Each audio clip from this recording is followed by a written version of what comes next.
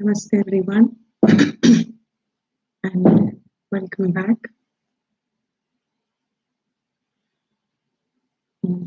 My warning and apologies. There is a lot of renovation work going on in a neighbor's house. So there's a lot of pounding. Just let me know if this is disturbing. That's the sound. I will just start the invocation in the meantime. But if it's very disturbing, please let me know.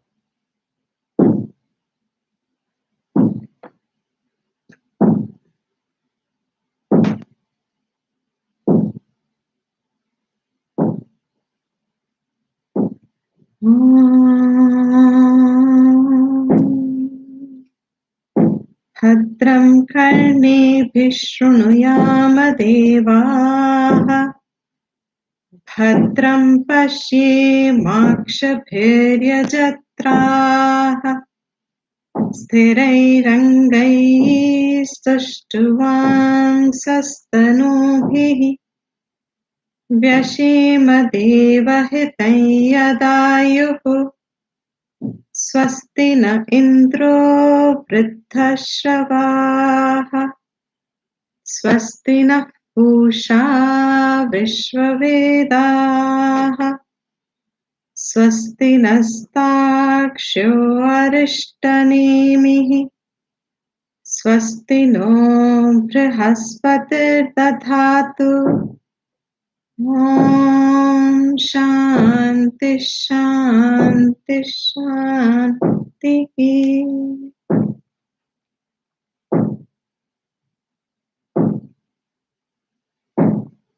So the pounding is not disturbing, I presume. Please let me know. I'll chant the verses in the meantime. ॐ ब्रह्मादेवानां प्रथमः सम्बभूव विश्वस्य कर्ता भुवनस्य गोप्ता स ब्रह्म विद्यां सर्वविद्याप्रतिष्ठाम् अथर्वाय ज्येष्ठपुत्राय प्राह अथर्वणीयां प्रवदेत ब्रह्मा अथर्वातां पुरोवाचाङ्गिरि ब्रह्मविद्याम् स भारद्वाजाय सत्यवहाय प्राह भारद्वाजो अङ्गिरसे परावराम् शौनको ह वै महाशालः अङ्गिरसं विधिवदुपसन्नः प्रपच्छ कस्मिन्नु भगवो विज्ञाते सर्वमिदं विज्ञातं भवतीति तस्मै स होवाच द्वे विद्ये वेदितव्ये इति हस्मयत् ब्रह्मविदो वदन्ति परा चैवापरा च तत्रापरा ऋग्वेदो यजुर्वेदः सामवेदो अथर्ववेदः शिक्षा कल्पो व्याकरणं निरुक्तं छन्दो ज्योतिषमिति अथ परायया तदक्षरमधिगम्यते यत्तदत्रेष्यमग्राह्यमगोत्रमवर्णम् अचक्षुश्रोत्रं तदपाणिपादम् नित्यं विभुं सर्वगतं सुसूक्ष्मं तदव्ययम् यद्भूतयोनिं परिपश्यन्ति धीराः यथोर्णनाभिसृजते गृह्णते च यथा पृथिव्यामोषधयः सम्भवन्ति यथा सतः पुरुषात् केशलोमानि तथाक्षरात् सम्भवति विश्वम् तपसा चीयते ब्रह्मा ततो नमभिजायते अन्नात् प्राणो मनः सत्यम् लोकाः कर्मसु चामृतम्.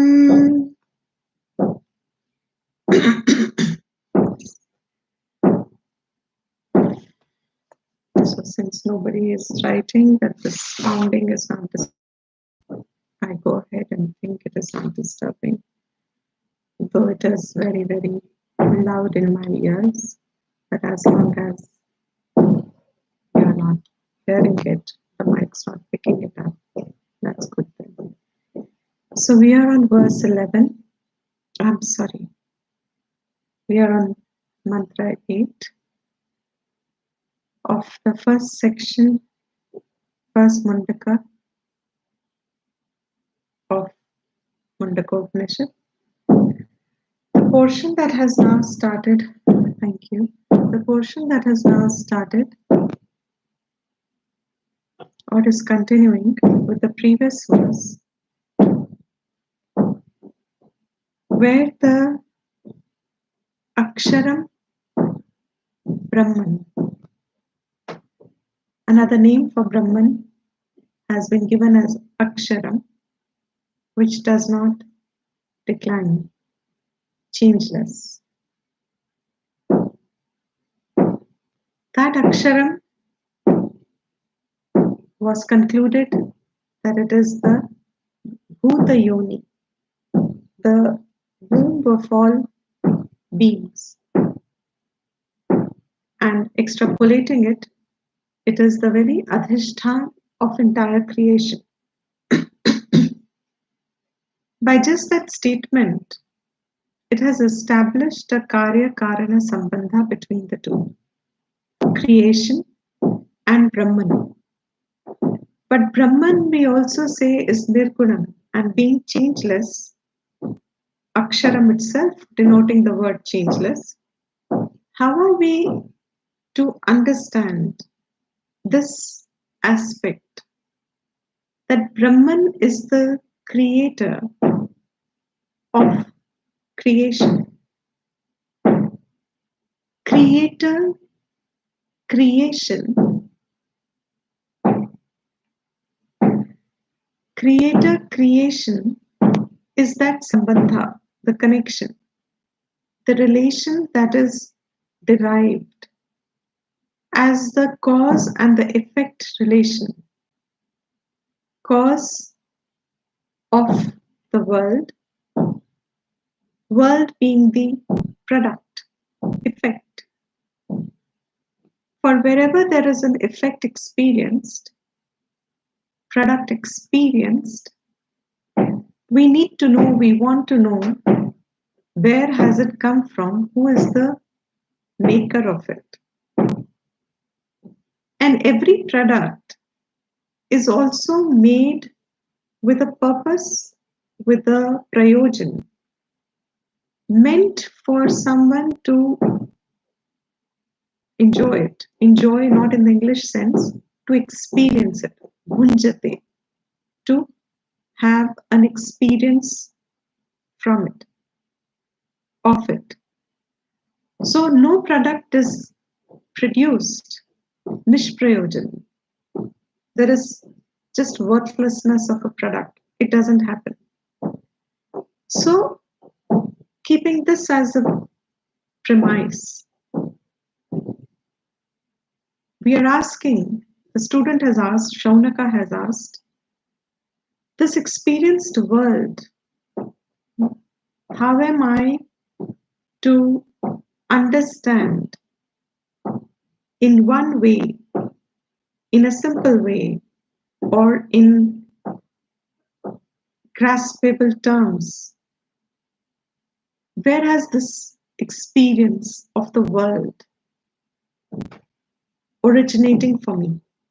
As a student, he's asking, what is that one thing, knowing which I will know everything? So understand the question in that sense again. As much reflection I said you do on the question, so many shades of answers come out. The possibility of the answer comes out. If I experience the world, I cannot know one thing at a time about this creation. So the question was, how do I know? What is that one? Or is there a way in which we can know, by knowing which we will know everything about that is to be known? Is there something by knowing which everything can be known? That answer has now brought us to Karya, Karana, Sambandha, relation. Cause and effect, relation, is one of the methods in which Shastra brings us to the knowledge of the absolute Brahman. Cause and effect, wherever there is an effect, it lies in its potential state in its cause. Take this as a theorem, take it as a irrevocable fact. No product can be produced out of nothing. From where it is produced, it obviously lies as a latent possibility in it. Example, in gold lies the latent possibility of it becoming an ornament, it becoming a coin, it becoming anything. Seeing it from the standpoint of product, it is impossible to say that the product will stand separate from its material, that the product will stand separate.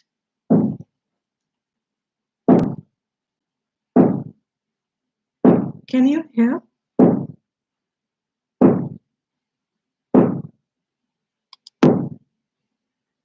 That the product will stand separate from the cause in which it has come, from where it has come. Okay, thanks. This cause is said as Brahman. Brahman is the cause of this creation. That cause of creation is now explained. Bhuta Yonim is Aksharam. The womb, the potential from where this creation is kept. I'll rephrase. Brahman is the material cause of the world. Material cause, Upadana Karana, means it is the very everything in the world creation. The material is Brahman. Everything about the pot is clay. Cannot stand separate. A product cannot stand separate from its material. And also the intelligent maker. If the intelligent maker is not there, then there is no product. These two are essential ingredients for any creation to happen. There will be an intelligent maker, the one who visualizes it, the one who conceives it, and then it is executed and you get a product. My connection here says it's unstable, and it says please wait while we are reconnecting. That's why I was asking if you can hear. It still says it's unstable, but since you can hear, great. So the next verse, which is now what we are going to do today, 8th verse, is explaining away how this creation is related to Brahman, which means which means how is this creation arisen? First thing that Shankara clarifies is that it is not a big bang, meaning it has not just sprung. He uses the word badara mushti prakshepavat iti.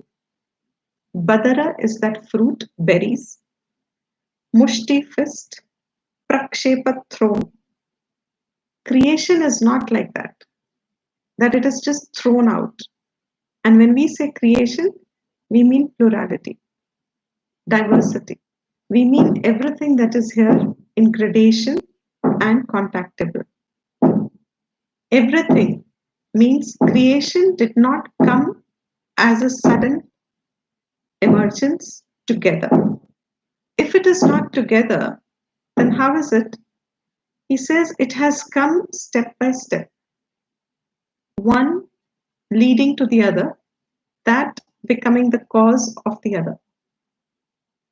That means creation is not like thrown berries which will sprout together, which means the entire harvest comes together.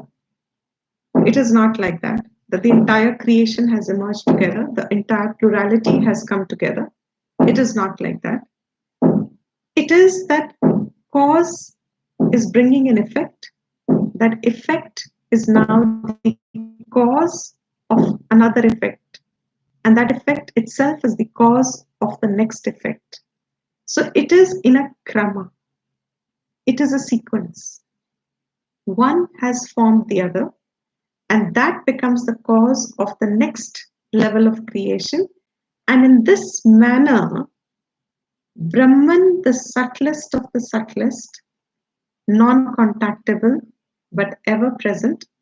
The previous verse described, gave us the lakshanas of it.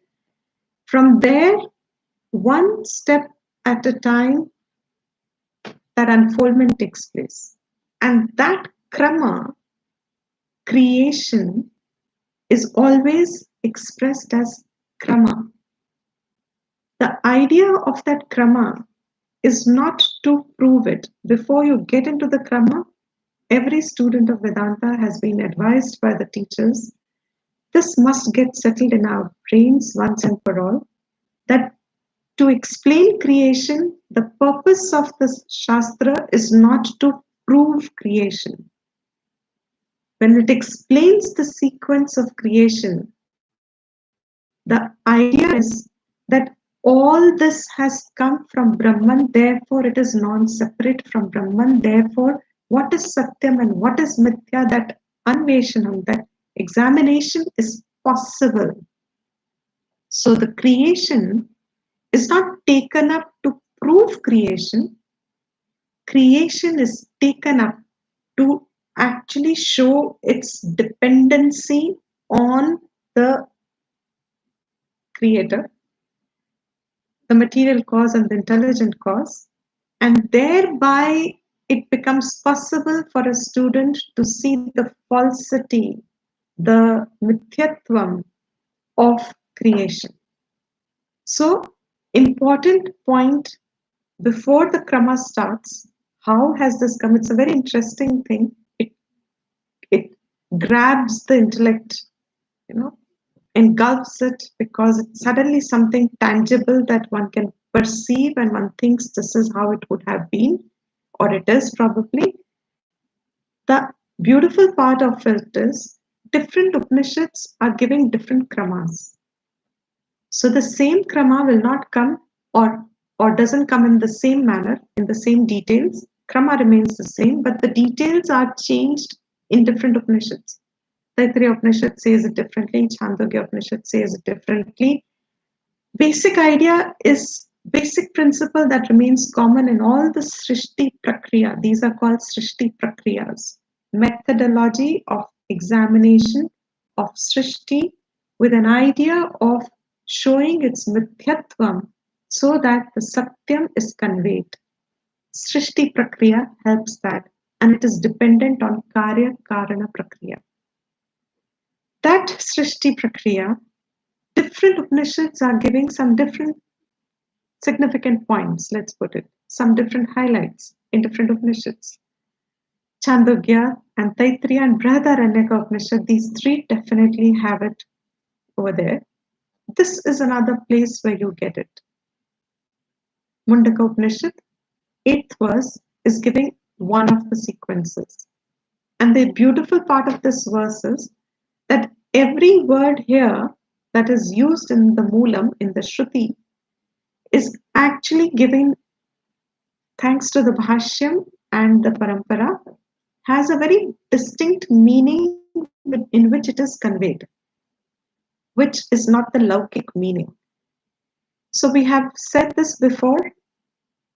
In Smriti Granthas and Shruti Grantha, one of the big differences is that Shruti Granthas have very specific meaning in specific contexts. That specific meaning is unfolded by the Sampradaya, is unfolded by the Bhashyam.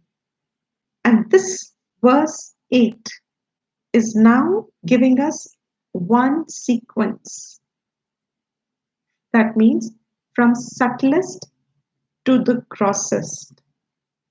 The principle of creation is, from our standpoint, we think creation is evolution. Evolution means from less to more. Pehle it was in a rudimentary state and then it evolves better and better. This is how we say in our Jivatva Drishti from modern science, we are trying to evolve. Nature has got evolutionary process.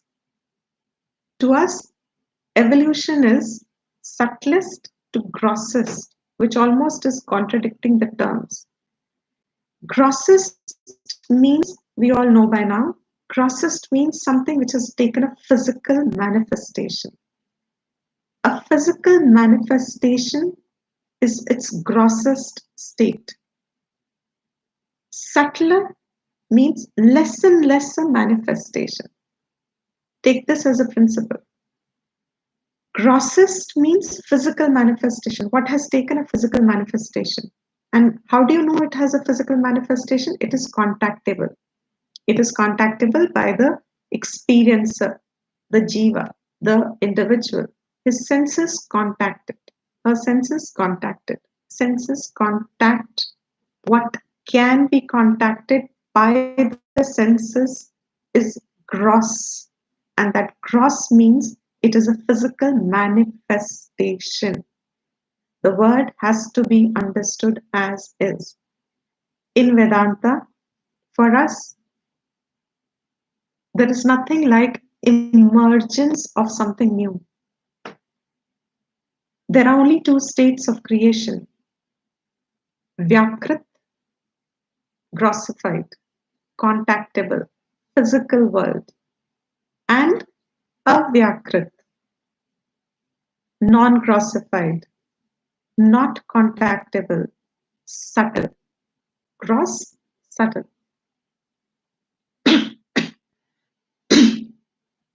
So what is avyakrit?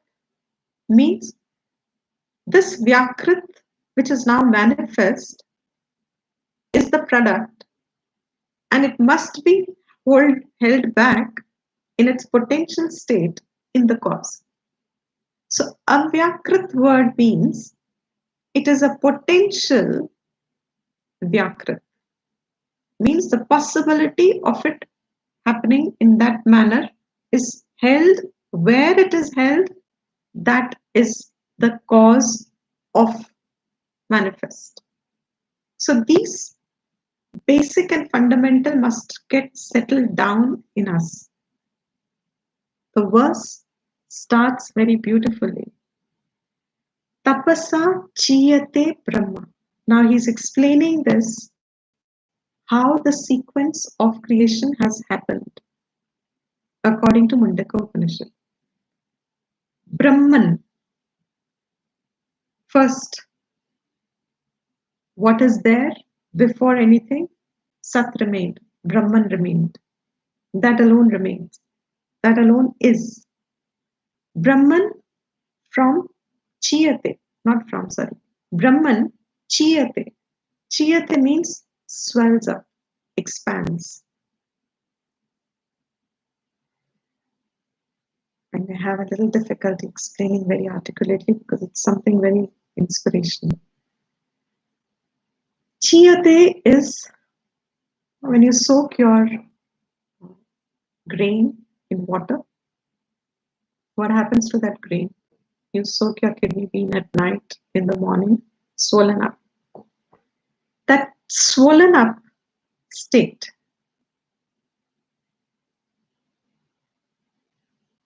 is what is explained as the very first indication of creation. Brahman, swollen up, not like how we use it, means it expands. Here itself, a serious student will ask a question. Before in the previous verse, Brahman is Sarvajna, etc., and is all pervasive. Everywhere. How can Brahman now expand? It's everywhere. It's contradictory. That expansion word, do not take it in the physical sense. Brahman swells. And to convey this idea, Shankara gives a very two beautiful examples in the Bhashyam, page 24 of the Gita Press, Gorakhpur, Mundaka, Upanishad, Shankara Bhashyam book. The first paragraph of verse mantra 8, he gives two examples here. How has it swollen up? One example, Ankuram Iva. Ankuram, sprout. Before it has become a sapling, how the grain has expanded. Just before the sapling emerges. That is how Brahman is expanding.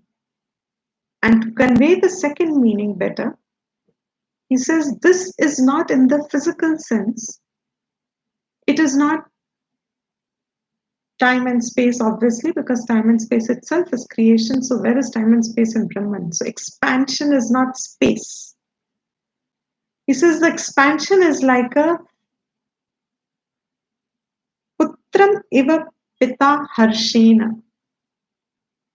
On hearing that there will be a son, how a father swells up with happiness.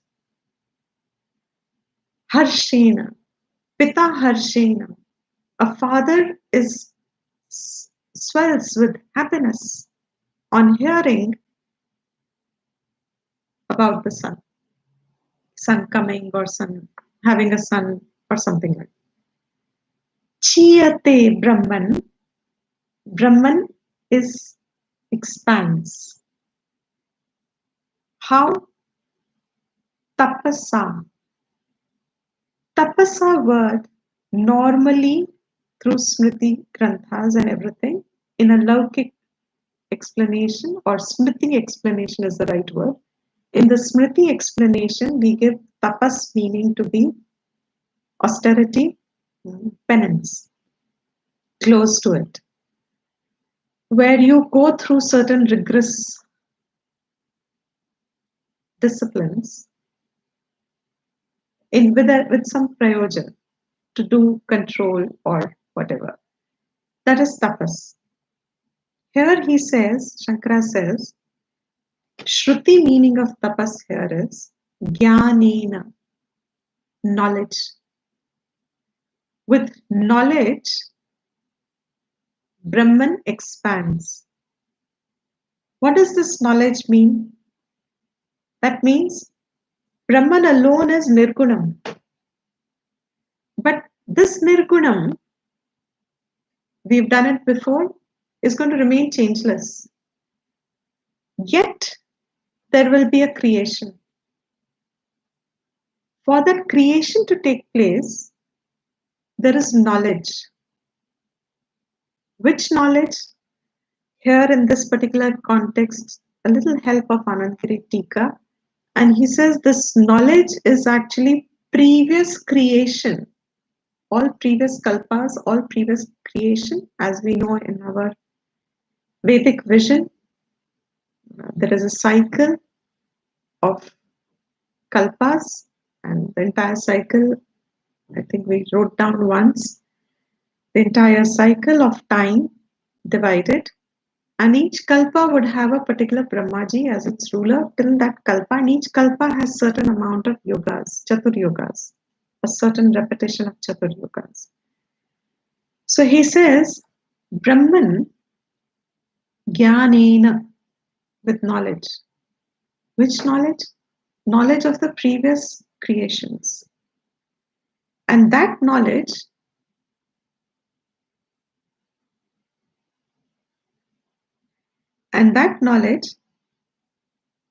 vidhignaha. Connectivity issues, yeah. It continues to say, though my connection here is there, but it's still saying it's unstable. So, is it for everyone? So this tapas means gyan of the vidhi, of the niyama, of what later he says is srishti, sthiti, samhara, of creation, sustenance, and later resolution. Being the knower of it all. So the minute creation has to start, and remember this is all still avyak, it is not manifest, there's no creation, it's Brahman. The knowledge is now surfaced. And based on what will a knowledge take place? Here again, Anandgiri helps us. Based on the jivas and their held karmas, which have to be experienced by the jivas, according to that, a creation will be made. So the purpose or the process or the factor of creation is jiva's prarabdha. Or remember, Ishvara, we have said, of course, I'm bringing too many terms now. Ishvara, we have said, is karma phaldata. So all karmas done are recorded until they're exhausted. One has to be the experiencer of it. This is the grossified point at this level. But the subtle point is where we have started. The Upanishad starts. Taking the knowledge of creation, vidhi of creation, sustenance, and resolution, based on whatever are the jivas whose prarabdha has to fructify, that creation is now beginning to shape. That is the chiyate part of it. Knowledge is the chiyate part of it. That Brahman now as if ready, call it as a readiness for creation. I'll give a parallel example to help us understand sometimes. Supposing I'm a painter or any craftsperson. Painter. I am a painter. At this point, I am doing nothing about it. Where is the knowledge of painting? It becomes painting only when I put it out in action.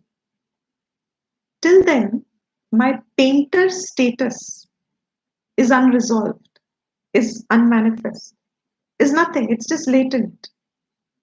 Till I pick up what I want to paint, till then, painter, ER, is not appended to me. I am who I am. At that point, I may be a cooker. I'm cooking. I'm a cooker, but I'm not a painter. So, supposing I say, okay, today I will paint. To paint, this potential of painting, making something, say the Ganesha behind, is held in its no state. I have the potential, but I do nothing about it. And when I decide that I want to now paint, Before I have done anything, there is this knowledge of painting that emerges. I must know what all I need. I must know what all I will want. I need a canvas, I need brushes, what kind of brushes, and I need paints and what kind of paint, and I want to decide whether I want an oil painting or a water painting, or I have to decide what shape I want. I have to decide what do I want to draw a scenery or a portrait? What do I want to do? That means before this crucified Ganesha as a created object has come, it is lying latent in the painter. And when the painter, now we are not seeing it from this standpoint, we are seeing it from Brahman's standpoint, as the Shruti is telling us. This Brahman, which is Nirgunam, in him is all knowledge, Sarvagnya, has all knowledge. Based on, thanks to Anandgiri Tika, I'm taking the help from there, based on what creation has to be brought about for the jiva's benefit, the creation to happen. This very emergence, as a painter will say, okay, I think today I will paint. Imagine now, redo the words in yourself. It is just an emergence of an idea. Knowledge based. It is knowledge based. It is not action based. It is just a knowledge of painting that has emerged. That is the first step. From that, what comes? Tataha annam abhijayate. This word annam again, smriti meaning of annam will be food. Shruti meaning of this is avyakrita. Shankara will give it in the Bhashyam as avyakrita. And if you go further into more of the explanations of avyakrita, we have seen before, avyakrita is also called avyakta. And avyakta is also sometimes called prakriti from another standpoint of another school, like Sankhya. And it is also called Maya in more explanations, which are not directly from Bhashya, but there are still in Sampradaya. They all mean the same. Annam, the very meaning of Annam is Adyate iti Annam. Adyate means that which is consumed for the sake of. Another word is Bhujyate iti Annam, that you consume or you enjoy. So what is Annam word? It means now that which is in the sense of ready to get consumed. Means before it has come as Vyakrit Srishti, there is Brahman, swollen up with the idea means it has now got Jnanam. This Jnanam is actually now grossifying again, and that grossifying again is the avyakritam of what? Of what creation is to be. Unmanifest or a potential state of the creation that is going to emerge. Just as in the painter, the minute I said I want to paint today, now I have started telling myself I'm going to make a landscape. And I have that idea that I'm going to make a landscape. That landscape has become avyakrita now. From the standpoint of me, the painter, avyakrita is a grossified state. Because as a painter, I'm living with no limitation, limitless potential of a painter. I'm not got that ER today with me. I'm not painting today. That potential, I can become a painter, I can become a singer, I can become a doctor, I can become an engineer, I can become potential state is limitless. Correct. The potential state is limitless. So this Brahman, which is limitless, the minute the cognition, and all these are words from the standpoint, but it's not a cognition in that standpoint for Brahman. The emergence of creation is exactly like the thought of beginning to paint, which will have only knowledge in it. There is no action yet. It is all knowledge based. This knowledge is now shaping further. What kind of creation? What is it meant for? Etc. etc. What will it need? All the changes that will be necessary for sustenance of creation, because the kalpa is going to be itself created, which means once the cycle has started, it is going to go through its cycle till the point of resolution comes, till the point of dissolution comes. It is a niyama. Shankara uses the word niyama here. There is a niyam of the srishti, which Brahman has knowledge of. That Brahman cannot be said as entity. So this Brahman with this avyakrita, I'm not bringing the word Ishvara here, I'm not bringing the word Parmeshwara here, I'm trying to stick to the verse. These explanations are given along with these words, which may be another time, but I wanted to stick to what there is. It's quite direct and it's very understandable. So this Brahman knowledge emerges, and that knowledge is actually the potential state of the creation that has to emerge. So the minute I say I want a landscape, now landscape has become grossified. It's concrete yet in my mind, sure enough, but it is now limitation. Creation has started to express as gross, still in the mind.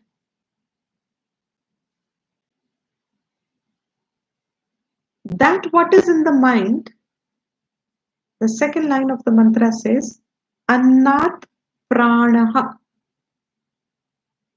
From this avyakta state, before I became the painter, landscape is before it has become manifest, process of manifesting, before it has started the process of manifesting, was this avyakta. This avyakta now is beginning to grossify, and that word is called pranaha.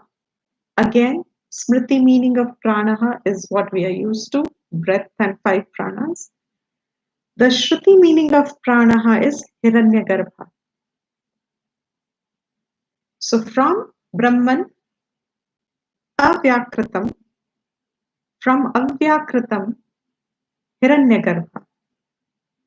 And from hiranyagarbha, and hiranyagarbha means the potential of all life forms, of all creation. It's grossified now. Means avyakta has now taken a further grossification. That potential has gone through further degree of change. Based on what? Based on the kind of creation that is going to get manifested. Hiranyagarbha is now further explained away as what? Manaha. Annat Pranaha. Manaha. And what is this Manaha? In Smriti meaning mind, but in Hiranyagarbha, Manaha means the Samashti Manaha. All possible, all aggregate forms of subtle matter, all aggregate antakarna, which is still not grossified. So this Pranaha, Manaha. In the example of the painting now, I have decided that it is going to be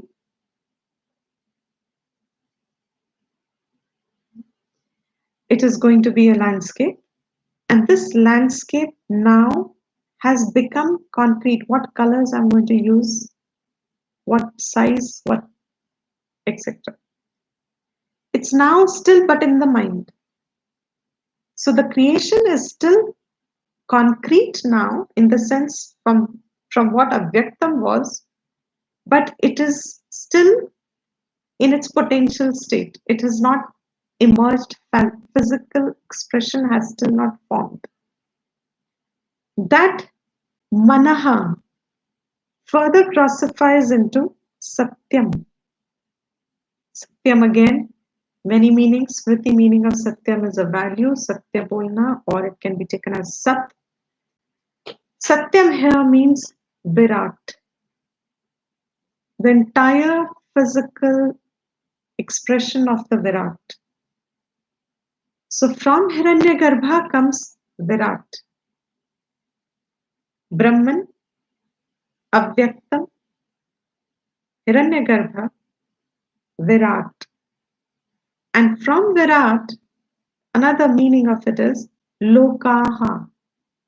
All the lokas, all 14 lokas, Bhu, Bhuva, Suvaha, etc. Out of it, Satyam is one of the lokas